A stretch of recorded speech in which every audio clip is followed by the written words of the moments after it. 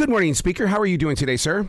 I'm doing great. How are you? Absolutely fantastic. I got to tell you, one of the best conversations that I've heard with you was the most recent one with Sean Hannity. I love the way that you utilize the tools of the past to strengthen our present place today. You educate us on your podcast. Well, it was great. And frankly, having Hannity agree that he would interview me about my new book, March the Majority, led to a really, I think, very personal.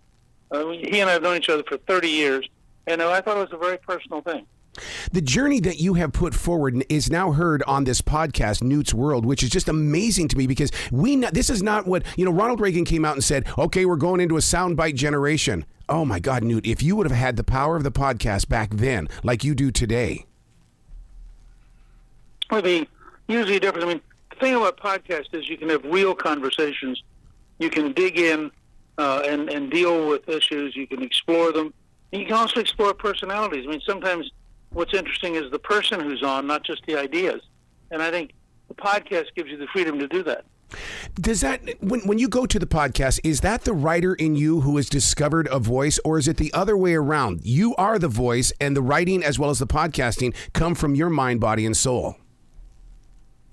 Oh, I don't do any podcast that isn't me. Yeah. We have a team that helps on research. We just did a whole series on the Founding Fathers. So we did John Hancock, we did Samuel Adams, and we had researchers pulling together details. But I'm the storyteller, and I'm trying to tell you what I think. And in that sense, they're very authentic. The other part of it is I like learning. So when you're dealing with a topic as new and as complicated as artificial intelligence, I'm there as a student, and you and I are listening to some expert who knows a lot more than we do about the topic. Did you know about the D-Day prayer from President Roosevelt? I was so glued to that story. Oh, my God. They don't teach that stuff. No, and for years I've tried to get radio stations to play the prayer on D-Day because it is so surprising to have the President of the United States, go on the radio to the whole country and ask everyone to pray with him. And then he actually gives a pretty powerful prayer. And he says, people have said we should have a day of prayer, but I want every day to be a day of prayer. It's a very compelling, very powerful stuff. You offer so many different journeys in the way that you speak on the podcast. And what I mean by that is that, you go from President Roosevelt's D-Day prayer to things that you can do at the Smithsonian Zoo. That really shows you the humanism that you bring to the game. Well, and of course we had the director of the National Zoo is a wonderful woman, a great background, and somebody who clearly loves animals and loves the zoo. And I was really surprised when we were doing research for that. Garnsey Sloan pointed out that the video of the pandas sliding in that make people smile. When you're writing books, your words are right there in front of you. You can go back and study the paragraphs. Do you learn from your own lessons? Because you seem to be that constant student. Yeah, you learn because you're thinking things through, and you suddenly realize, that I hadn't thought of it quite like that. So I find both writing and giving speeches has the same effect. That you're trying out new thoughts, new language, new ideas, new examples, and I spend an amazing part of my life just learning. And I think to really be a dynamic, effective teacher, you have to first of all be a student.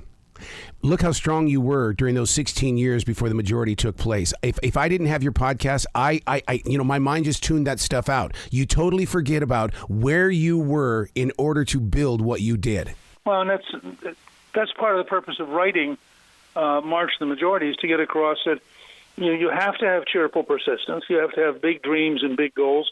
But then you have to work and recognize that you may fail a fair amount. We failed a good bit. I watched Elon Musk when he first launched the Falcon 9. It blew up, and he said, "Wow!" He said, "We learned a whole lot from that."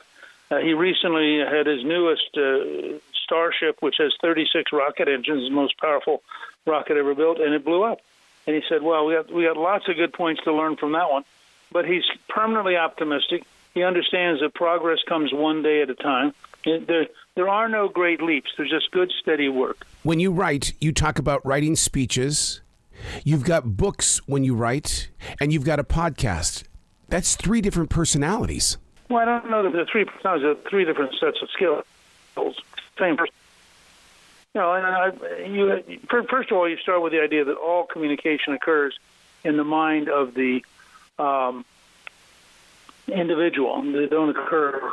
So the communication we're having right now, it's what you hear, not what I say. If I'm writing, it's what you're going to get out of the writing, not what I'm writing. So I always try to come back from the listener or the reader to what I'm trying to do, and I try to put it in that context. I think second, you have to master each set of skills. The ability to do a podcast is different than the ability to do a 3-minute television interview, and that's different than the ability to write a newsletter, and that's different than the ability to write an entire book. So in case you've got to subordinate yourself to learn the discipline of the thing, it's like learning how to golf or learning how to ski, learning how to cook. You have to discipline yourself to the objective rules that work, and part of the point of my book on March to the Majority is that there are rules that work. There are principles that can be applied, and they have a huge impact. What an amazing journey you've been on. And your podcast, Newt's World, as well as the brand new book, you continue to let us inside your life so that we can learn as students ourselves. I'm just so glad that you give yourself permission to do that. Well, listen, it's a great honor to be a citizen, and I try every day, 7 days a week, to be a good citizen for America. I love your heart. Please come back to this show anytime in the future, Mr. Speaker. Thank you. Great talking to you.